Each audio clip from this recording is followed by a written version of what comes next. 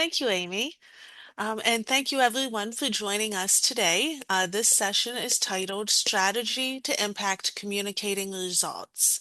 In this session, we'll discuss the importance of council sharing the results and impact of their work and how to share these impacts in simple, easy to understand ways.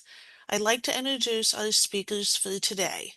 Jill Jacobs, Executive Director of the National Association of Councils on Developmental Disabilities, a nationally recognized disability rights leader.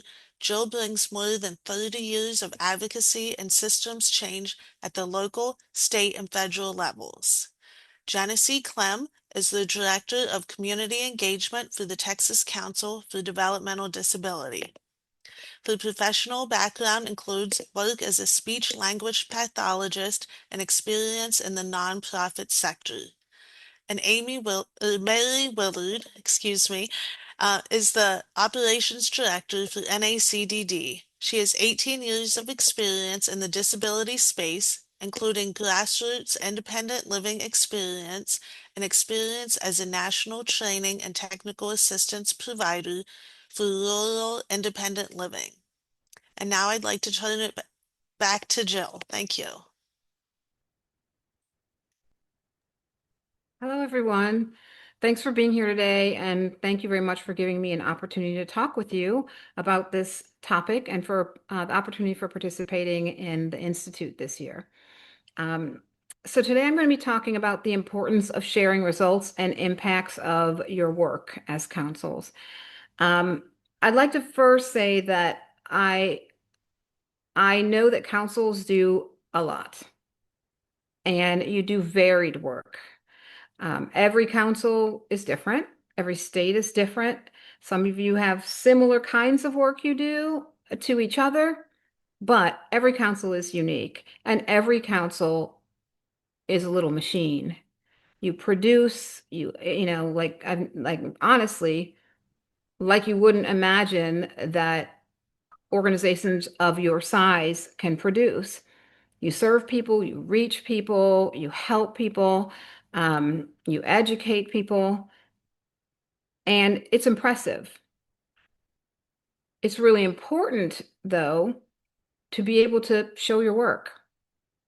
So, when you used to take a math test back in school, you could get everything right, 100%, but sometimes you were graded down because you didn't show your work. So just because you have it in your head doesn't mean that it doesn't also need to exist on paper, right? Out there for everyone else to know about it. And I think that's a place where sometimes councils struggle. We struggle with it in NACDD. We have projects that we work on, and we learn that, you know, the folks running the project say, well, it appears you haven't really been doing much on this project. And we say, what? We've been working like crazy. We're working our butts off over here. Well, the problem is we're not conveying that. We're not showing our work. So that's what we're going to talk about today in a way is how do we show our work? How do we demonstrate our value? How do we demonstrate who we are, how amazing that we are as councils? How do you guys do that? So, the importance of sharing results and impacts of your work. I'll be talking about four things today. One, who benefits from hearing about your results and impacts. Two, why is it important that that messaging focuses on the DD councils? Three, bottom line, sharing your message. And then number four, the impact project. So, um, who benefits from hearing about your results and impacts? Well, I would say everybody. Um, if I start out big and I look outside of kind of like how we tend to see ourselves in the disability, realm, I'd say it impacts everyone. Your work can impact someone who knows nothing about developmental disabilities at all. Nothing. Doesn't have a family member with a developmental disability, doesn't have a disability of any type themselves, never known anyone. They just going around doing their lives. Your work can impact them. Why? Because at some point, someone with a developmental disability may work for them. And that person with a developmental disability maybe even thought about getting a job because of something that your council funded. Maybe not even unemployment. It could have been a friend of theirs took PIP and told them about what they learned. And that made them just have a thought in their head, I can do something different. I could do something more, right?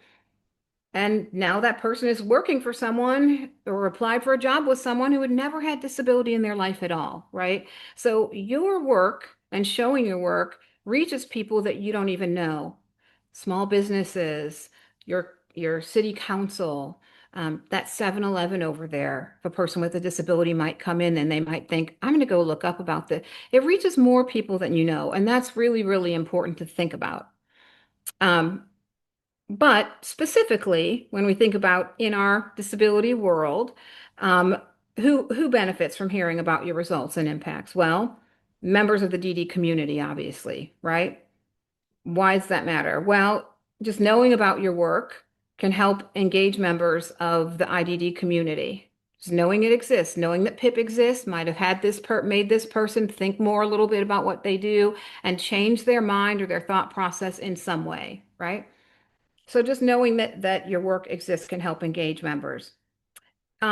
They can let the council know. That also lets them know that they can let the council know that there's unmet needs in their community, at their school, on the baseball team that they want to be a part of, right? There's something that's not happening for them or other people with developmental disabilities they know. Their child who has a developmental disability, or their neighbor who has a developmental disability, or a child at their school. So it helps people in the community know that you are there, that the council exists, and the council does work that can help them. And that's really important. Um, it can help people in the same way under not just unmet needs, but undermet needs. So maybe, yes, this person is getting XYZ, but they're supposed to get also ABC. So you are a resource. They know now that there's a place they can go. There's people they can talk to and say, I think there's a problem. There's an undermet need.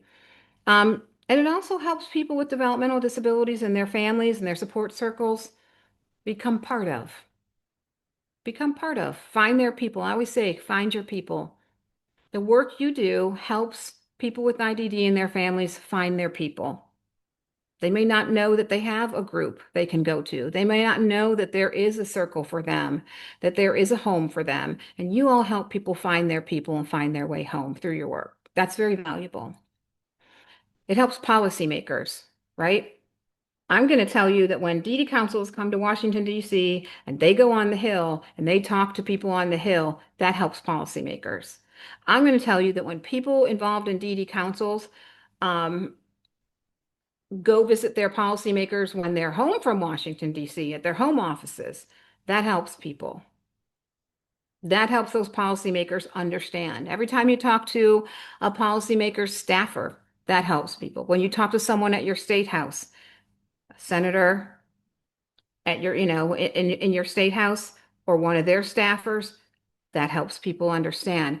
That leads to you being able to impact policy, and it leads to people with disabilities and their support circles and others impact policy. And also, because you've reached people who maybe never heard of it before, maybe they'll support that policy, even if just in their hearts and minds. They'll think, you know, maybe before I would have thought, I don't want my tax money going to pay for SNAP for disabled people. But now they've maybe heard something somewhere else down the road and think, I'm actually okay with my money, got my tax money going for that, because they heard something about people with IDD from your council. So that's meaningful. It affects policymakers and it affects taxpayers who impact policymakers too. That's important. It helps funders understand. So maybe the county has funds available. Maybe the federal government has funds available. There are funds that become available in a number of ways, not just through your state house, not just through your county council, not just through Congress. It helps a variety of funders know. Those could be corporations. Those could be um, the Ford Foundation or a small nonprofit foundation in your community. It helps them know that you exist and that people with IDD and their families exist and they have needs. And you all help folks know that. So a foundation might decide to create a fund for people with IDD and you won't even know it, but the idea came from you, DD councils. It is widespread. It's ripples. You hear about ripples in a pond or a flower blossoming. That's you. Butterfly wings, all those analogies. That's you. The issue is you all understanding how to tell that story. You all internalizing that when you fund a project through Joe Schmo nonprofit, and that's your grantee, the grantee might carry out that work, but you funded it, you came up with the idea, you are making it happen, and you need to learn how to take credit for the numbers of people that are served through that and the ripples associated with it. I think councils tend to be humble. We don't want to take credit for the work that Joe Schmo nonprofit did. The grantee really did the work. Yes, actually, you do want to take credit. You should take credit, you need to take credit, and you should want to take credit and recognize your value in taking credit, that's really important.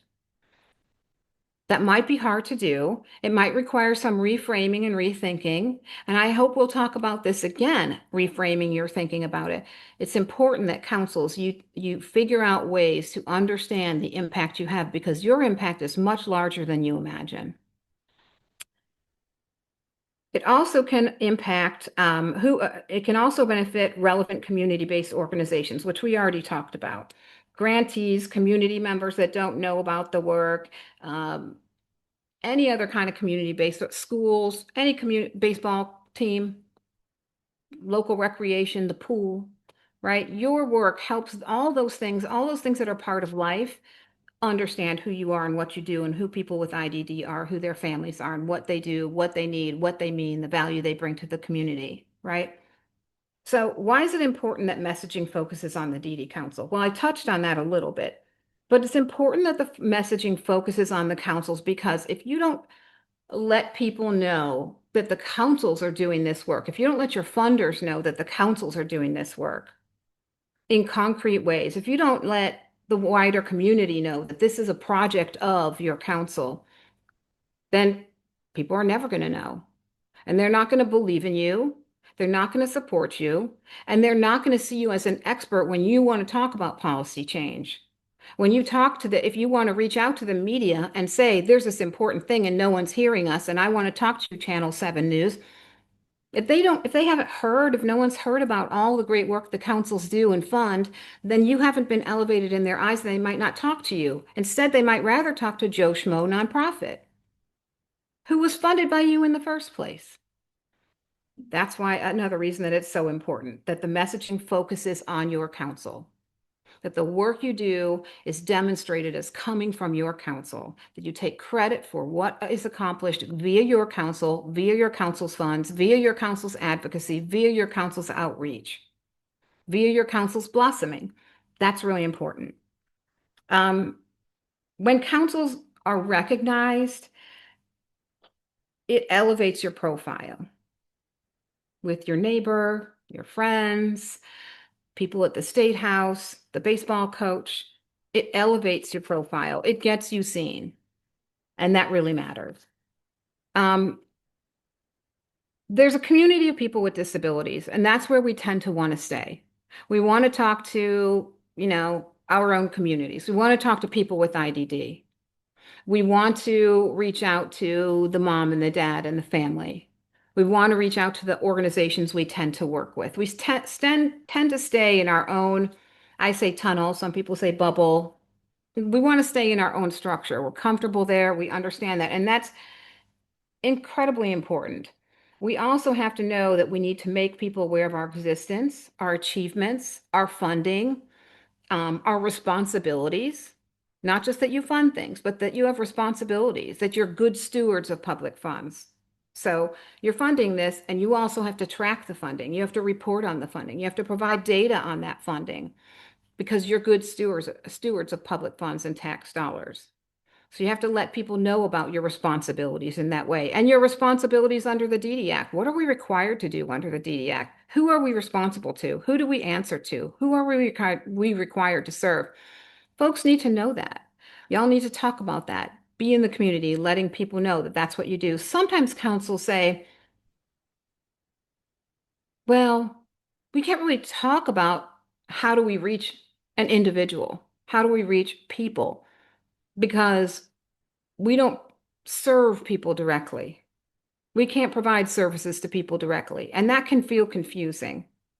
And I think what folks need to think about is how you get services to people, how you get that to people, whether it's through policy change or funding or communicating about it, whatever that looks like, you do serve people. So you may not be handing someone um, a, um, a connector so their communication device can connect to their wheelchair. You may not be doing that. You might not have a lending closet, right? You may not be getting daily care support for people in that way. You do, however, serve people. You serve people in big and small ways. You serve people, and you need to talk about you serve people. So the bottom line is sharing your message. It's important that you share your message. You have to ask yourself, is the work you're doing important enough to matter? If you can't think about your work and say, yeah, this is important enough to matter, this is important enough that I want to talk to people about it, that I would want to talk to Channel 7 News about this, that if the Washington Post called me, I'd be happy to talk about the work that we do, and I'd be able to talk about the work that we do in a snap. If someone from ACL, our main funder, called, I'd be able to talk about it in an instant, the work that we do. If Cheryl called or Amy called or I called and said, hey, Iowa, what have you guys been doing around blah, blah, blah? You could talk about it. In general, tell me three things that you guys are doing. I need to talk to the Washington Post. I'm going on the Hill. They want to hear from me. Tell me three things that you've been doing, Iowa. You need to be able to do that and do it quickly and know what you do. Know your impact, know who you're reaching and how you're reaching it and what's your plan to reach people. Um, if you don't share your results and impacts with others, who's going to? Ask yourself that. You might say, well, we want to be humble. We don't want to steal the thunder away from the nonprofit organizations we fund who directly get this stuff to people. We don't want to steal their thunder. That's so uncool. We want to be humble. Well, you can keep being humble, but people won't know you exist. And I understand being humble. I understand why that's important. In this context, you need to put that aside and really think about the work that you do and understand how the work you do impacts people and be able to talk about that. Because believe me, if you don't tell your story, no one's going to tell your story. But other people will take credit for your story. So, um, I think it's important to think too about, let's say that I'll give you for instance. I used to be executive director of an organization in Northern Virginia, a Center for Independent Living, and we were funded by a deedy council in Virginia during COVID. We talked all the time about what we did with our projects. And we weren't trying to ignore the deedy council. We really respected and honored that we got funds from the deedy council to do the work that we did during COVID. But we forgot to say, and this was funded by the deedy council. We were just always saying, ECNV did this. We did this. Look at this giant vaccine clinic we did. Wow, we're amazing. And we were so thrilled and happy about it. But we forgot to say, funded by the deedy council. It's important that you do that. We didn't mean to do it that way at ECNV. Our Center for Independent Living wasn't trying to not tell that story about the deedy council. We're just wrapped up in our own stuff. And even when we did talk about it, would we talk about it in the same way that the DD Council would have talked about it? No, because we are seeing it from the perspective of a Center for Independent Living. You all have to tell your story. You need to say to your funders, we want this to be co-branded. We want the DD Council logo on your documents that you put out. At the bottom, we want it to say funded by the Virginia DD Council, funded by the Iowa DD Council, the Oklahoma DD Council. We want co-branding. You put something on your social media, we want our logo on there too. It's important, it's valuable, it's meaningful.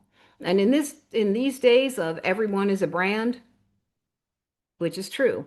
Everyone is a brand these days, my friends. Social media, everyone's an influencer. You have to be thinking about that, telling your story, getting yourself seen, making sure that your name is on everything, that you're the funder. So last, I'm going to talk about the Impact Project. The Impact Project was created this year, 2026. It's an NACDD ITAC partnership with ACL, the Administration on Disabilities, and the OIDD, Office of Independent. I don't even know what OIDD stands for. I hate to say that. I don't know, but it's Intellectual and Developmental Disabilities, my bad, which is part of AOD, Administration on Disabilities. So we're all collecting information about your work that we can share with ACL, AOD, and they want to share it with a wide range of people who need to know about your work and results. So we've been asking you to share information with us about how do you connect to the community, for example. That was one of the things. How do you connect to the community? What have you been doing on the direct support workforce crisis? What have you been doing on that? We've been asking you to tell us those stories. We pass those on to ACL, and they're sharing it with Health and Human Services. They're using that to share with the media. They're using that to tell people the stories of what councils do and what the IDD network does. So I think we're on part 3 of that project. Amy, Cheryl, we're on part 3 now. We're on part 3. So we're going to have we're coming close to the end of it, but I'm sure we're going to do a wrap up part of it. We're passing that information along. And so it's never too late. Even if you didn't do part 1 and 2, if you didn't do part 3, you can still go back and do stories on those. So if you would like to do that, if you want to participate in the Impact Pack project, we would love you to participate. Um, we appreciate what you do. We know what you do. We see you, but we don't always know the details. You need to tell us the details. You need to share the details. You need to elevate yourselves. And that's all I have to say. Have a great time today. Thank you, folks. I think I give it back to Amy now. Do I? Yeah, thanks, Jill. Thank you so much for giving that perspective to our councils who really just need to understand what, the importance of being able to express your impacts and then how some of this information is used. I'm going to pass it on now to Cheryl. Hi, everyone. It's good to be with you today. And I really want to give you some practical tips for sharing your work. Next slide. So, when we're talking about, of course, it wouldn't be a technical institute without a little bit of technical assistance here. But when you're talking about your work, a lot of times, we've heard feedback from council saying, man, just, calling it something or putting a name to something is just really hard. So we started looking around, well, what are some real practical tips you can use? You don't need any large dollar amounts to get this done. But when you're talking about an initiative or you're talking about some of your outcomes from your work, you really want to be clear. You want to be specific and most importantly, outcome focused. And so we found a formula that could help you guys out. The formula is action plus a target group plus the outcome. And the idea here is to keep it short. When you're sharing your message, maybe you want to send it out as a press release. You want to, you're asked to provide something for one of your partners' newsletters or a collaborator's newsletter, or maybe you're putting something on another agency's website as a blog.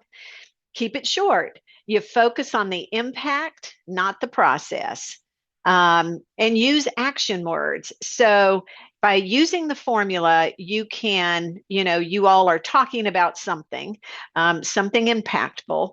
So did you improve something? Did you expand something? Did you reduce something that was negative for people? And, really making it where people say, oh, yeah, I want to read about expanding rural disability transportation. That sounds interesting. Let me check that out. So just know that your goal for sharing your work is really to be clear, specific, and outcome focused. Next slide. So then, of course, and we call it a problem statement, but you need to set the stage for your reader to understand what was the need and why did it matter. Clearly, if you invested time and money and all of that effort and energy into something, something mattered. What we often do is we don't clearly state what the need was. Why did we jump in? So the practical strategy is to think about who was affected, what was happening, why was it important, and if you have a data point, that's great. So, it can be as simple as three, not paragraph sentences, but three sentences, normal sentences that say what the problem was. What issue were you trying to address? Add some context for it. How was it affecting people? Was it a negative? Was something negative happening and you wanted to, or was it an unmet need? Like people needed more information, people needed training, people needed access to something. And if you can put a number to it, to quantify what it was, maybe you were working in a specific county, that's great too. And then, if you add that context or data, then you can really say, how did that problem impact the person if you've not already addressed it? And then we think about, well, I don't know how to make that real. So we're giving you a writing formula. So here it is. You're talking about a specific population, and your priority population, of course, is people with intellectual and developmental disabilities and their families. Can also have a specific population. Maybe you did some work on direct support professionals. Maybe you did some work on providers or employment providers or the housing industry. But you're really trying to figure out who the population was. So do people with disabilities, how are they affected? What barrier or what issue are you trying to address? And then did you do it statewide? Did you focus on a community? Because that is where, people need to understand, oh, this didn't happen in my specific county or city, but now I know it happened in X. And then if you have any data, that's great. And then it resulted in, and you're talking about what the problem was. So very clear, specific population, a clear issue, barrier, a meaningful statistic, and you don't really have to give entire history of people with intellectual and developmental disabilities over the past 50 years that the council has been in existence. Try to refrain. I know you want to share information. Education is powerful, but in this, you want people to really come away with, why did you do this work? What was the need? Why was it meaningful? And then when you talk about your strategies and activities, your action, we're really talking about, how did you show leadership and action on the issue? And so really have the opportunity to focus on what the council did. And, I know Jill talked about sometimes we don't want to take credit for our subrecipient or grantee work. Well, you can say, did you, through your funding, something was convened, you funded something, you then, put advocates in action. Did you pilot something? Did you train some people and partners? Did you influence policy? So it's what the council did. And remember, your funding is very action oriented. If it was not for the council identifying the need or work in an area, listening to the public, key, the council listened, the council determined this was an area that they could affect great change and positive change. As a result, you went into, finding community partners, So you can really set yourself up to really then talk about through your funding, then what happened. And then so your structure on that is really talking about your main strategy, talking about those key activities, highlighting your partnerships and collaborations. So, you can talk about, you can say, you collaborated or partnered with a local nonprofit. Um, that's fine. You partnered with a state agency through an interagency agreement. And then if you have a systems level focus, you would want to bring that in.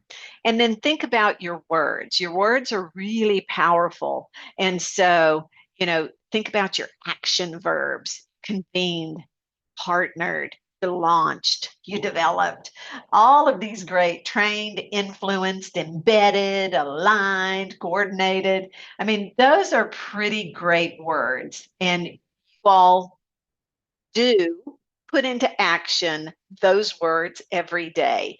Now we just need to take the action verb and message it on put it, label your work. Did this.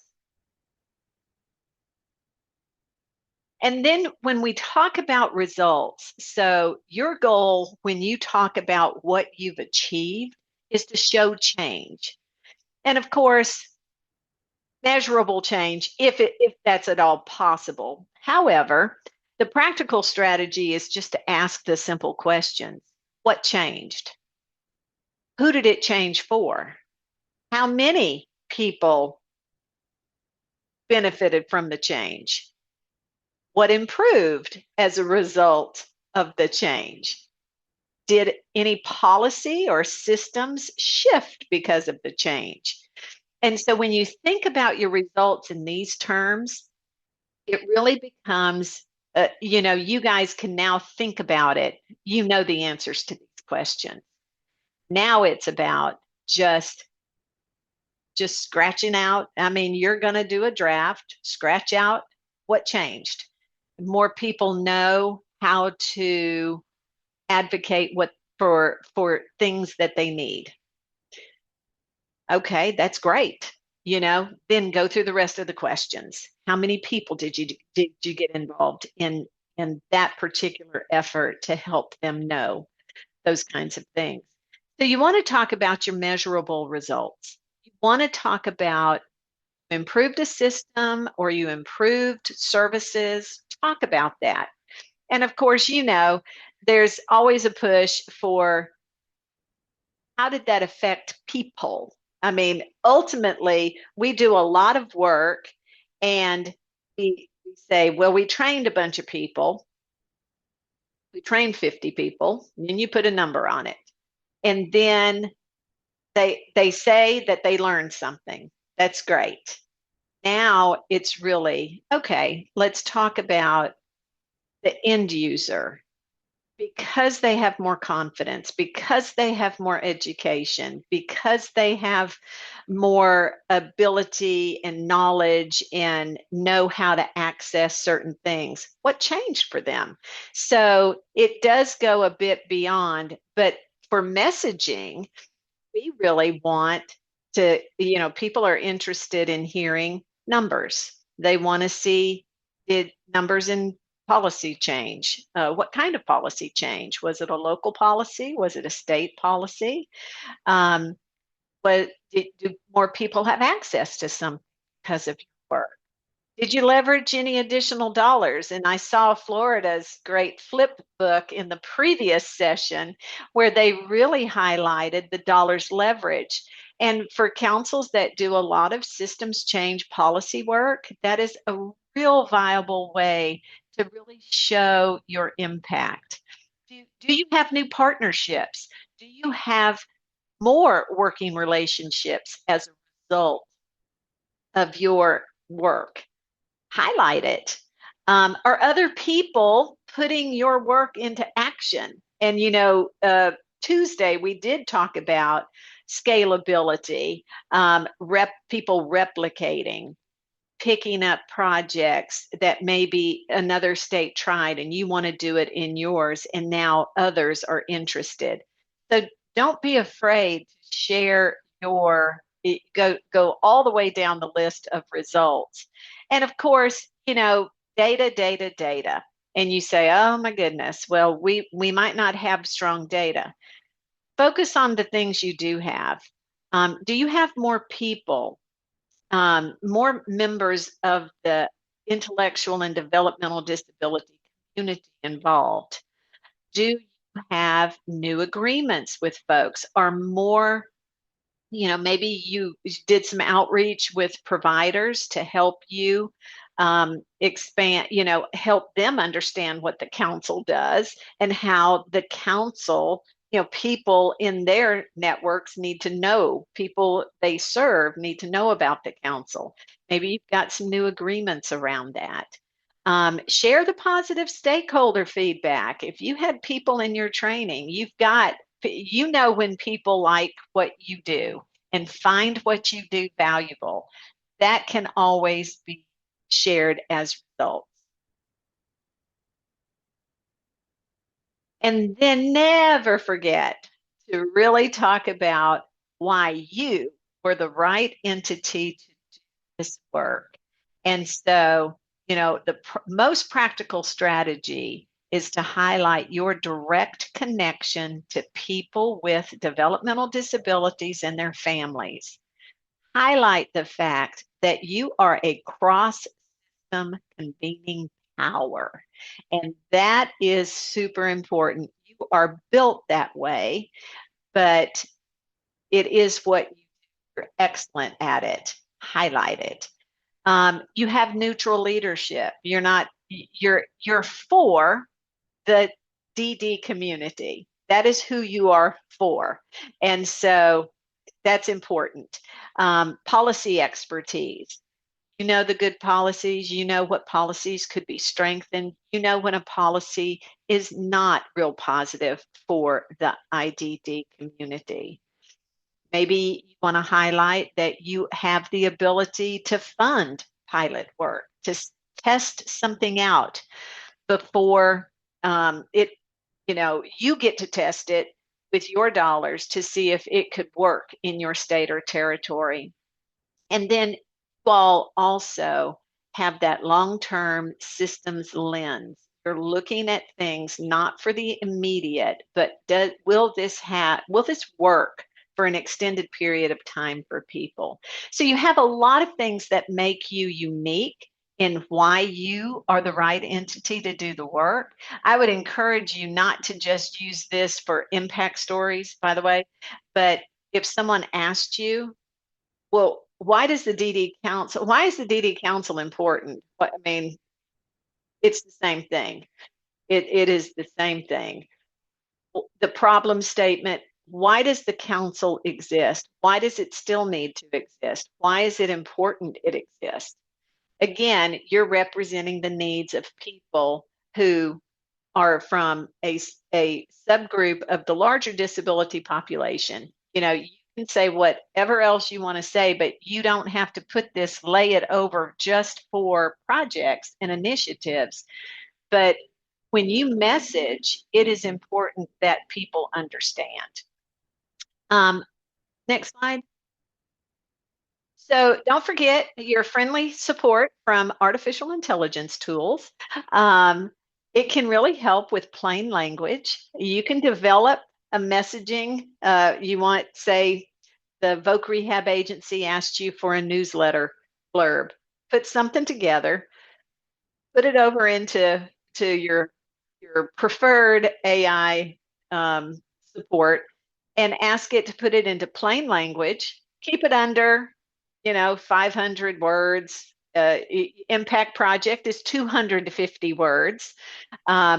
And you can even ask it to give you a suggestion for a title. So if you want to put the formula in there and say, give me a title using this formula based on what I just entered, it will do that for you. So of course, please read carefully to make sure it did not alter your intended message.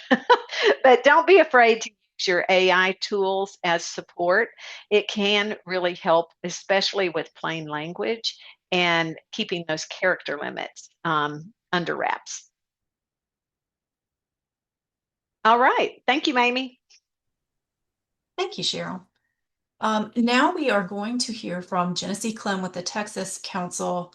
She is going to give us some information about strategies that they use in their state with their council to get the word out and communicate their results. So, Genesee? Thanks so much, Amy. And it's great to be here with everyone today. Thanks for being here with me. And I hope you're able to leave this part of the discussion, or of course, the whole presentation, with some things that you can act on. Um, I think that I've heard Cheryl say it, I've heard Amy say it, I've heard Jill say it. Really, the most important part is taking action. And also empowering other people to take action through your communication. And so I'm excited to chat about that a little more. And I also wanted to make a little plug for those ACL, the summaries that were mentioned earlier, the summary, the impact summaries. It's a really low character limit. And so they're not super long to create, and we've created a few. And I at first when I got assigned the task, I was like, "Whew, gotta make." Oh no, I don't know, but like let's do this. It's going to be a big thing, and it really wasn't. It was kind of low hanging fruit. It felt really doable to take action on those, and so. If you haven't considered them, I think the hardest part is actually the low character limit. And so you only get a few sentences per section. And so, you probably already have those developed in some other format. So, okay. All right, let's move on. I'm Genesee. I am down in Texas at the Texas Council for Developmental Disabilities, and my title is Director of Community Engagement. All right, and I feel like there's been a movement in our field and in other fields to move away from kind of the idea of just communications towards the idea of community engagement. And I really think that reflects well into what I'm going to be sharing about today. When we're talking about communications, it really ends up being and is important to be a two-way street. We're not just broadcasting information into the abyss or into a set network that's never going to change. It's a two-way street. We want to share results, stories, and impact. We also want to listen, gather insights, and learn from the people most affected by disability systems. That's built into how the DD Act was created. It's built into our organizations. And of course, it's reflected in how we carry out our communications and community engagement processes and priorities. This cycle strengthens our work and also ensures communication is grounded in real experiences and really responsive to this ever-changing field. Next slide. And so if we're zooming out and thinking, giving ourselves a few minutes to be in this space of like strategy, holistic thinking before we move into the part of the presentation that's like, do these things. I want to just pause and think a little bit about what those principles of engagement are. And so, of course, we're inviting valuable contributions. We're seeking information, perspectives, and guidance from the people that are most influenced by disability systems. We're creating networks and partnerships. So we're working to build connection with other organizations, disability organizations or general organizations that can serve as partners to us, and that we can support in their work. And we can all get kind of more bang for our buck by collaborating. And then we're offering leadership and expertise. As Cheryl mentioned, we've got these great tenets of how we are built and the work we do that really position us well to offer leadership and to elevate stories of self-advocacy and self-advocates, and also elevate expertise from other areas that would support a variety of different audiences in doing their work or their mission or exercising control over their own lives. All right. And so as we're like thinking about that sphere of community engagement, like getting input, sharing information out, a big piece of what we're doing is really trying to create communications and create community engagement that invites inbound connections. And so I feel like there's been a big movement in recent years on the idea of personal branding. And I think it's very similar. We're trying to create an image, a branding, communications that really reflect the work that we're doing and invite people to know who we are, what our priorities are, and what we're looking for in the world. And so I'm ever inspired by social media and just like the smallest niche someone can find that they're like, that's my personal brand. Just like the tiniest little spot in the world, like being interested in like a certain part of an octopus or like like a diatribe on the way pants fit. Like these things are all out there. And so if I take that as inspiration and I want to take those similar ideas of like really figuring out our niche and figuring out how we can make ourselves known for what we're doing. And if they can do it about those little things, we can absolutely do it about something that's tremendously more important than how pants fit, although important topic if you ask me. And so when we're thinking about inviting inbound connections, I think about a few different things. So of course, I already mentioned our partnerships. And if you happen to be in yesterday's session about scaling and scalability, Beth Stelvey, our executive director, did speak a little bit about this and about how we've got different partnerships that have worked really well for us to elevate and expand our reach and help with scalability. So these may be things, of course, built into our structure, DD network. We've got a great one with Texas A&M AgriLife Extension. We want to be also focusing on network development, so community organization, disability orgs, non-disability orgs. We also want to be training some of the people in our network so that we are able to get really good content from them. And so things like communications training with grantees, with our council members, and with self-advocates or just advocates in general. And then also kind of that element that I passionately spoke of, which is personal branding. So how can you let your network know what you're interested in? Next slide, please. All right, so as I mentioned, we've got a great partnership with Texas AgriLife Extension. For those of you who haven't kind of come across this line of our work, we have a really beautiful partnership set up with this or this piece of this organization in Texas that's already doing work. They've got reach in every county in Texas. I think it's 254. And they've got this really integrated system where they're offering a variety of things that was developed not by us at all. And through that partnership, we've been able to really reach parts of the state that were otherwise very difficult for us to consistently keep in touch with before. We also have disability and non-disability organizations. And I will say that some of this really has shifted nicely as we've started really focusing on community engagement. I mean, we've always been there, but like really offering that as something specific. And so we've gotten to make some really nice connections with entities that may or may not seem at first glance like the most logical partner. So, for example, we've had some great meetings with Texas School for the Deaf. And to me, that seems like a really logical partner. And it was absolutely fascinating to meet with that organization because they have a lot of very similar roles that we have. And their mission is slightly different, and the way they talk about disability is slightly different, but we have a lot of the same issues and the same problems. And so getting to learn about some of their systems and how they work was really advantageous for us. Even just in a series of like it was 2 or 3 meetings. I now feel like I could reach out to them with a variety of asks and have a very warm reception to whatever need we might be having. We also have not just in our work with USEDS, but also connected with some UT researchers. And this is actually an absolute inbound connection. They reached out to us after seeing some of our content, and they're asking for support in some of their research, whether it be like trying to find and connect with um, people to include in their studies or guidance on what research we think would be most impactful in the community. And then other organizations like Cap Metro, which is our public transportation provider here in Texas, here in the Austin, Central Texas area. Of course, we also have this beautiful network of grantees that we're fortunate to have in Texas that helps us stay really in great touch with our partnerships and people from different organizations. All right, next slide. All right, as I mentioned a few minutes ago, we do some items related to training our network, and that might seem a little bit secondary to communications and impact reporting. But our content is only as strong as the stories we can access.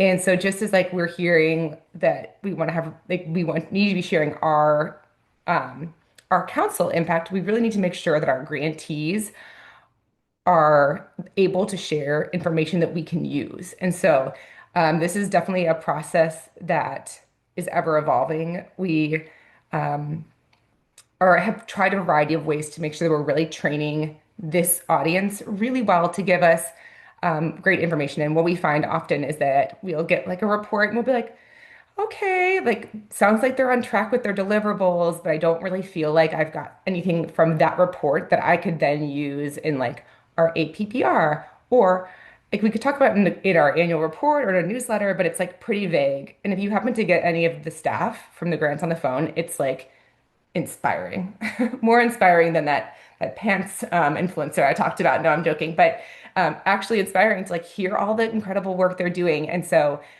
we are constantly trying to evaluate our reporting process and also seek opportunities to connect with our grantees beyond that reporting process. Um, Another thing that we found to be very helpful is we do a grantee summit every year. And it is kind of like I think it's like a 6 hour, 5 hour training session, kind of similar to this ITAC structure where we provide information, guidance, technical assistance to grantees. And a big piece of that is always reporting and communications. We also work to train our network in our leadership and advocacy, um, all of our leadership and advocacy trainees, and there's a whole bunch of different ways we do this. I'll talk a little bit more about this in a little bit, but we've got something called training sprints, short-term, self-paced learning modules that are available on a variety of topics, including communications, um, council member training. So speaking to them about how they can flag to their network that this is what they're interested in, um, and that they welcome these inbound connections and that different ways of positioning yourself to also talk about your wins, right? So just how Joe was talking about earlier about like it's sometimes hard to share what's going well, or we're like, oh, we don't want to take credit for that, or I feel like that's kind of a human trait is to be humble and to not want to speak, like share out into the world constantly your successes, but really maybe making some markers in your mind about like how and when council members are going to do this and how and when they're going to talk about their own advocacy outside of the council and then also in the council. And so how could they can bring the story of what they're doing at the council to their networks. And then in general, we also do trainings about public at policy academies, legislative how-tos, all kinds of different content is developed for just a broader audience as well. All right, next slide, please.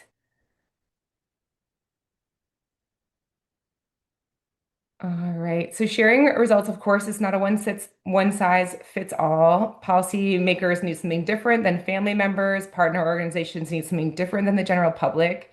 We need to tailor our communication to the audience and the outcomes we want. And so how is it how we make results not just sit on a shelf, but drive change is by really thinking about the audience, asking who needs this information, what action do you want them to take, and how to make the message simple and accessible. So thinking about some different tools, for example, in media work, doing work with press releases, media relationships, general content development might be where you start. We also do purpose-driven content, and so really targeted pieces of content that can be used for a specific purpose. So during our legislative session, our policy and communications team, community engagement team works together to create one pagers. There's these short snapshots of a piece of legislation, and those are used for distribution at the Capitol. And so it's not just what you've created, but how it's delivered. And so our policy team has had the goal of making sure that they're kind of the first people that come to mind when a disability issue comes across the desk in a legislative office.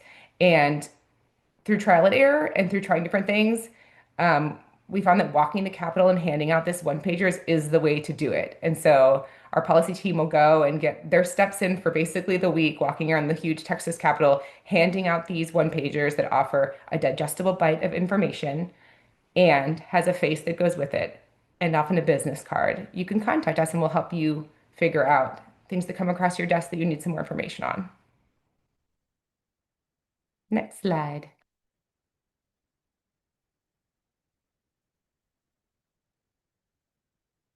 All right. The other piece is offering leadership. So communicating on issues, providing clarity during times of uncertainty, sharing information proactively, and being a trusted source for disability-related information. Of course, this comes with the degree of professionalism that all of our councils offer. and also just being consistent in our approach to communicating our results and communicating in general. Next slide. And as we communicate these results, we of course build a warmer space for these inbound connections. We strengthen our partnerships, we build credibility, and we help policymakers understand the impact. All of these results culminate into something that is actionable, something that is trusted, and something that is visible and really creates an opportunity for people with DD and families to see themselves in the work that we're doing.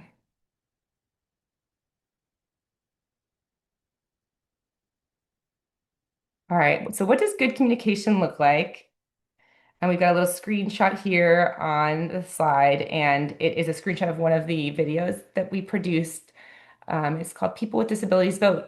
Here's what poll workers need to know. We want our content to be clear, simple, accessible, story-driven, and action-oriented. Next slide. All right, so let's talk about some examples of effective result sharing. And so we've kind of gone through some frameworks of how to think about it, different ways that we have trained our community. We've talked about kind of like our framework for thinking about how this puzzle all fits together. And so I want to talk about a few things that have worked really well for us here in Texas. And so as I mentioned earlier, we've got policy one-pagers that we do during session. We also sometimes will create a one-pager that's not necessarily tied to a certain policy. So like a DD 101.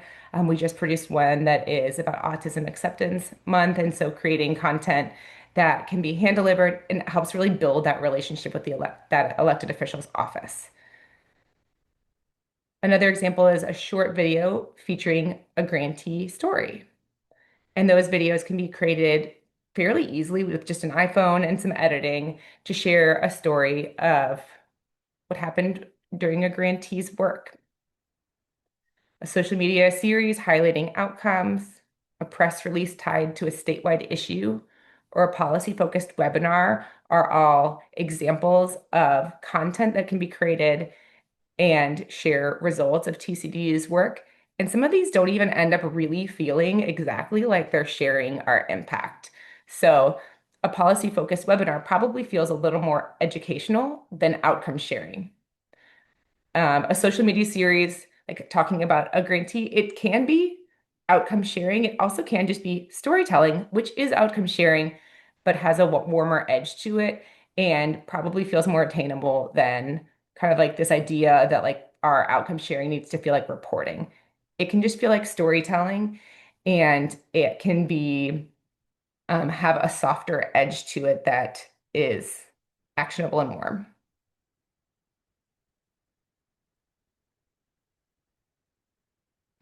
All right, so this is the cycle. When we do these things consistently, our communication becomes a powerful tool for change. So we build relationships, we train our network, we capture stories, we tailor our message to an audience, and then we share those results widely. Then we follow up and stay connected. And we also offer to support other people in our community with this cycle, whether that be our grantees or our community partners, to kind of foster that cyclical action. Few final thoughts before I pass the mic back. Communication is part of the work, not an afterthought.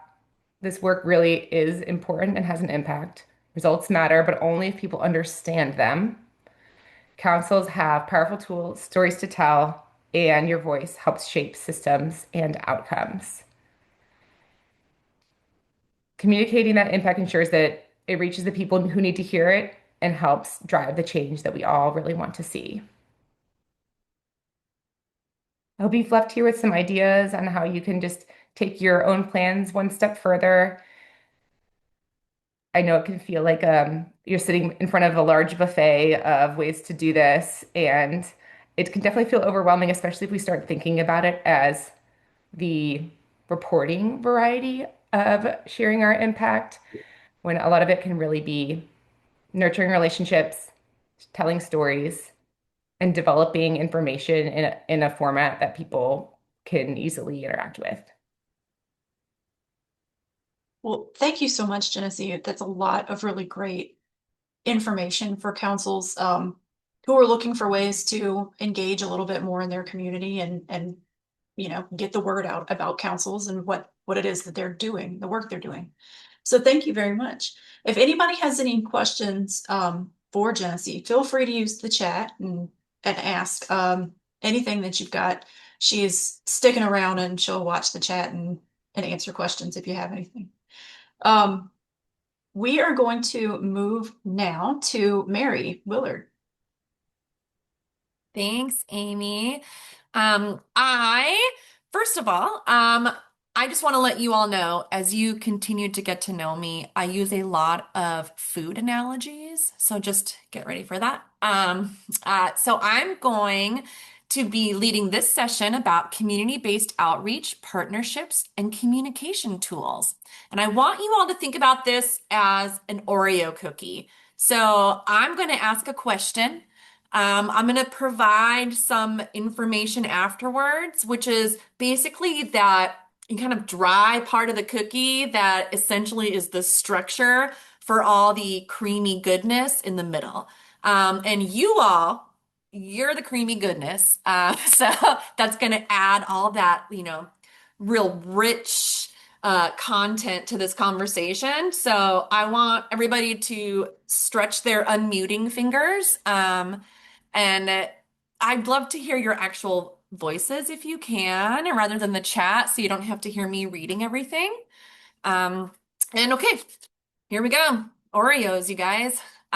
So what is the most effective way to build trust and reach people who may not use websites or formal systems?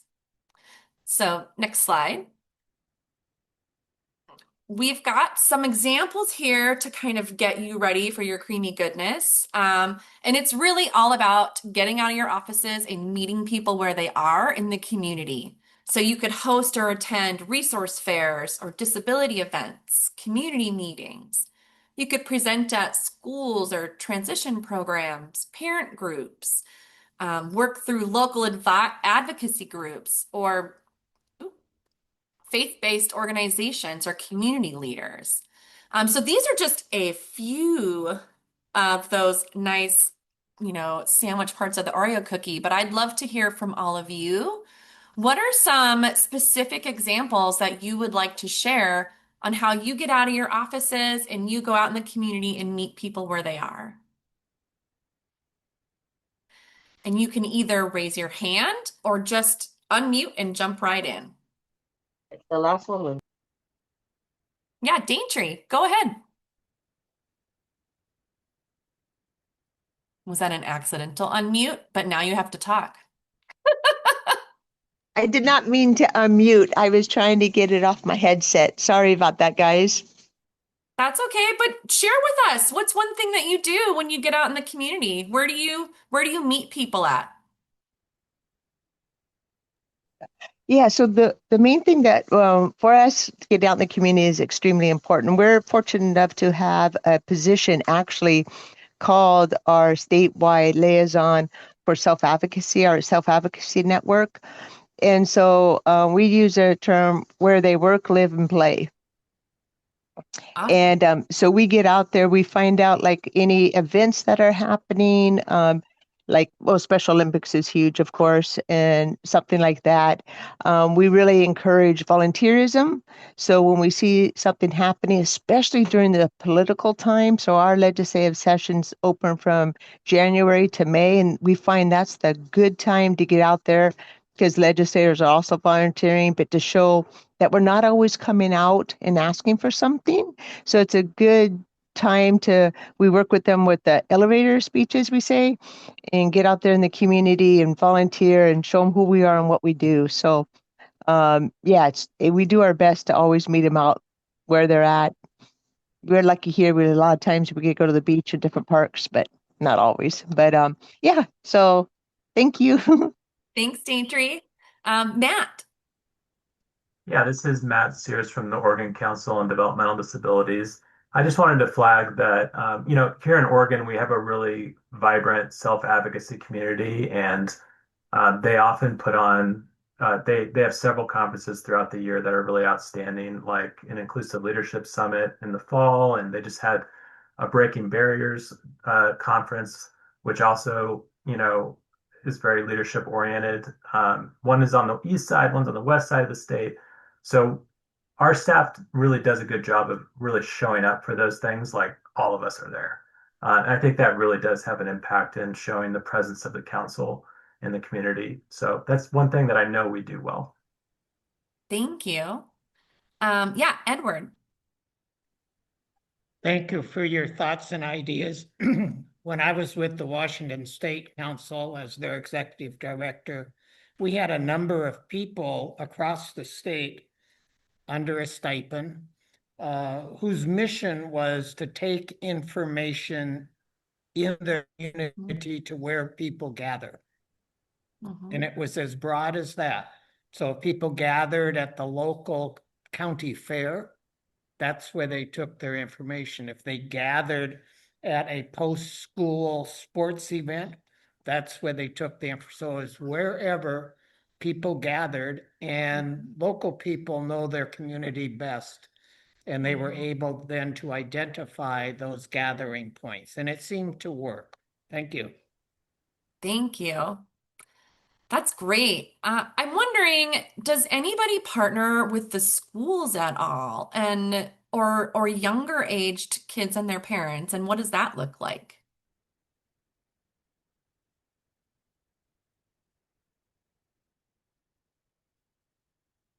I'm gonna ooh, I'm gonna hold here for a minute because yeah, Harry. Now, this is not necessarily partnering with the schools, but the Georgia Council does support some conferences that the institutions of higher education put on hold. And we'll often attend these events, and we also provide some funds for individuals and self-advocates to attend as well. And we found that that's a space where we get a lot of exposure. We get a lot of contact with people throughout the state because they're coming to these different events, and so that's been a positive outreach for us. Great. Thank you for sharing that. Yeah, Brent. I was going to mention too, one that um, both are fairly recent, but one was we had a school district reach out to us that asked us to come to a resource fair and meet with families. There were two parts to it. One was to meet with the actual educators at the beginning and talk about our services and what we do so they could familiarize themselves with the council. And then the second one was available to families with children with disabilities. Both were extremely effective events and conversations. And I think it's something that we will look to do in the future. Just we were able to connect people to some resources that we have that they didn't know Mhm. about. So it was really effective. The other one is kind of an indirect, but it will potentially have a huge impact, which is one of our partners, and it's the Arc of Oregon, developed what they call a self-advocacy leadership ambassador program. And it's really cool. So it goes beyond legislative advocacy, which is an important component. That's more our partners in policy making. And they have a little bit of that, but it really looks at advocacy across the timeline and really all aspects of it and the different ways in which people advocate, whether it's at work, at home, and things like that. And I just was so impressed with that and thought there's a real opportunity to connect with the Department of Education.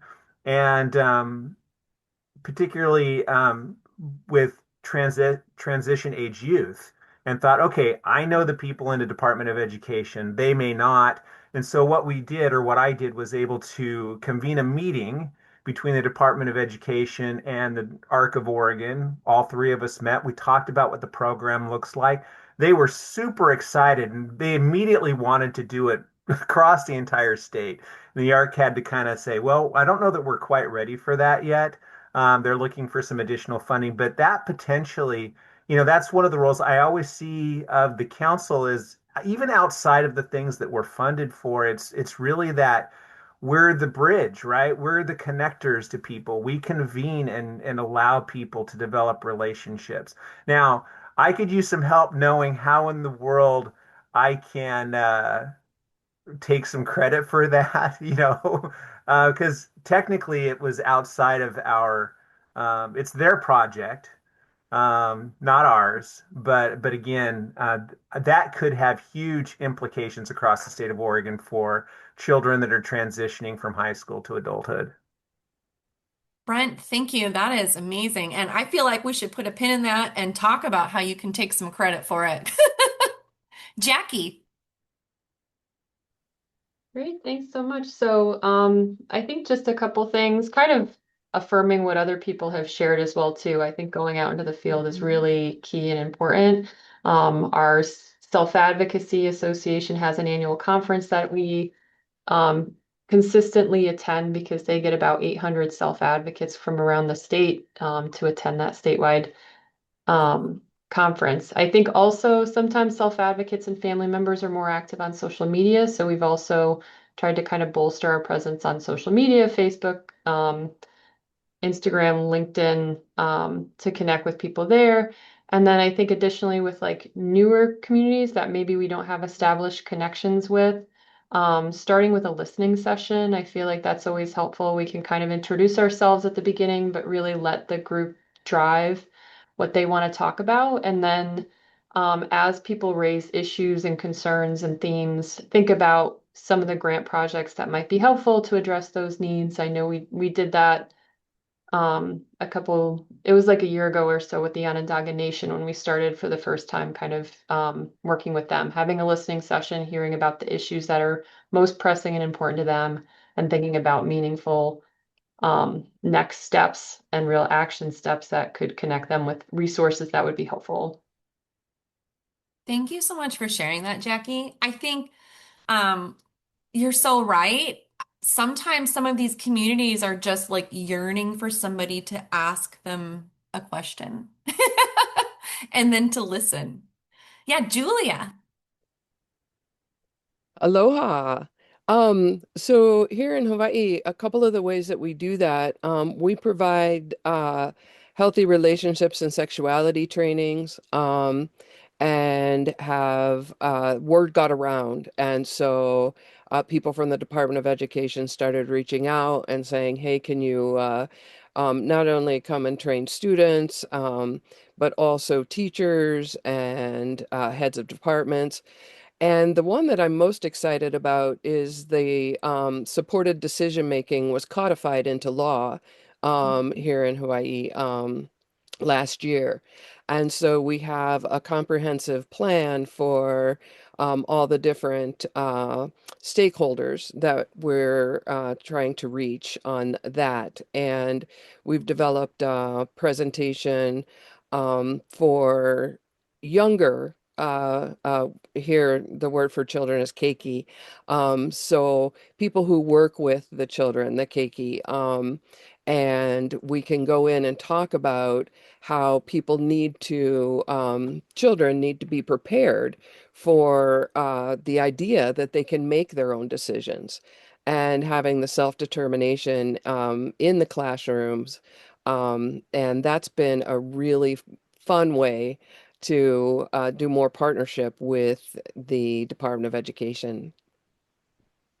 Awesome. Thank you so much for sharing that, everybody. These are such amazing examples in all ways that you're showing your impact. I'm going to cruise along to my next couple of questions. I think some of you hit on these, but I just want to keep the conversation rolling. What is a fast, high impact way to scale awareness statewide? So we have some examples for you. Survey says you can extend your reach through trusted partnerships and council members. I heard some of you mentioning this already, how you train folks up to have their elevator speech, and go out into the communities. There's other key partners like Medicaid, folk rehab. I heard people talking about Department of Education, aging, other developmental disability services. There's our protection and advocacy, our university centers for excellence, and other nonprofits like independent living centers and other self-advocacy organizations. And really, again, they help by sharing information through their networks, co-hosting trainings and events, and referring people directly to council programs. And I'm gonna throw out another one that's not on my cool bulleted list, but I think they also can help you recruiting other council members. I feel like, when you're doing all of this outreach, it's yes to reach more people in the community, yes to get bigger impact, but also to get new people engaged in wanting to become a part of the council, um, you know, representing more people. One of my mentors in Montana, um, years ago, they weren't connected with the DD Council except for as a previous member. And they used to always tell me these councils, really need to represent all Montanans with developmental disabilities, not just those that live in the cities or in the area we're located and can easily engage in the council. Um, but I'd love to hear again from folks. We heard some examples, but are there other state agencies that you're working with, or other nonprofits and service providers that, are really helping carry your message? And again, just jump in or raise your hand.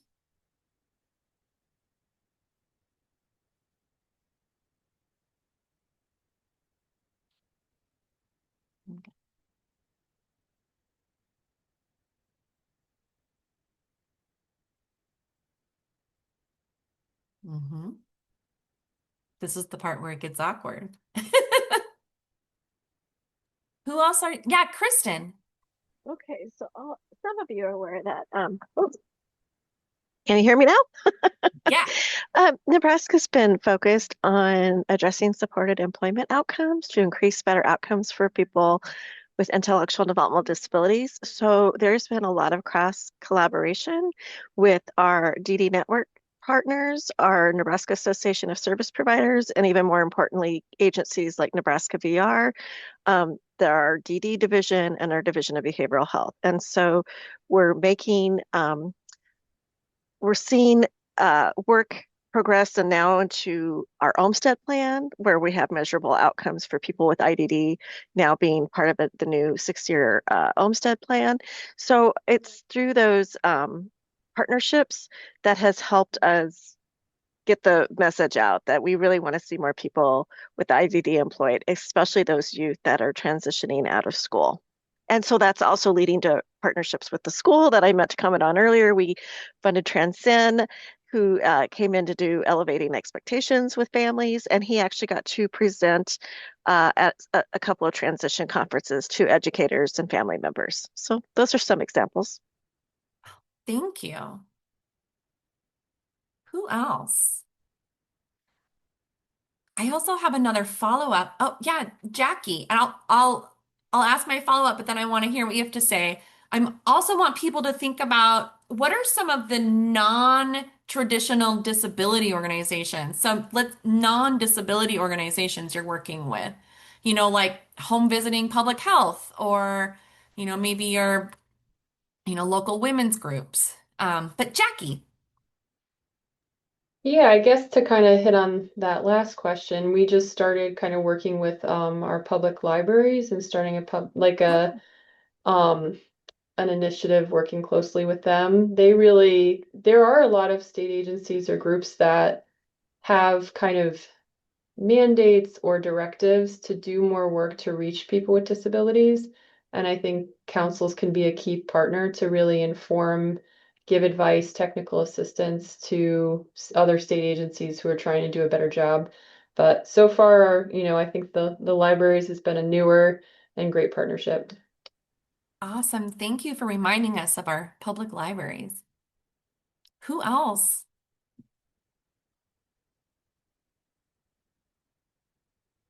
I'm just saying you can have the final word. You guys can give the final example of some folks that you're working with. Maybe even somebody we don't think about necessarily when we're talking about our traditional partners.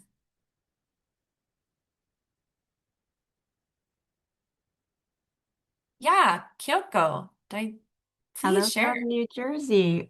So non-disability specific organization, the CASA, and some states called the GAL, Court Appointed Special Advocate.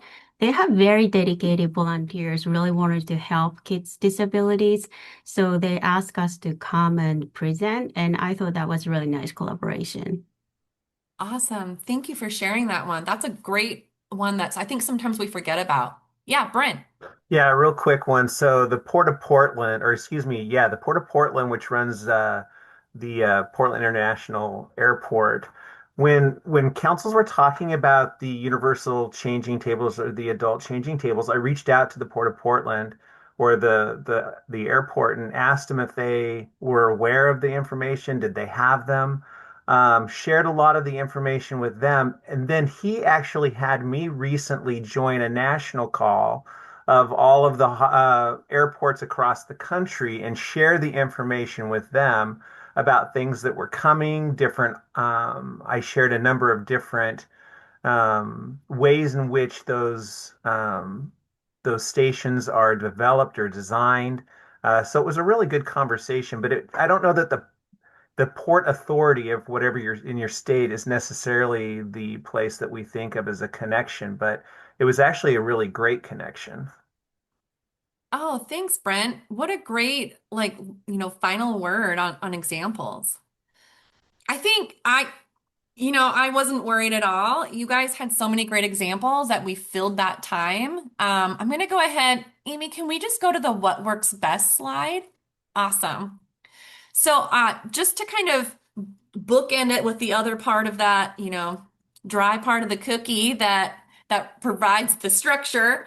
What works best? And you guys gave some great examples. It's really combining in-person and digital partnerships, investing in relationships, not just materials, using council members, self-advocates, and families as messengers, and really just focusing on your trusted community channels. I really appreciate all of you joining in and having conversation with us today. It really just made this cookie so much sweeter.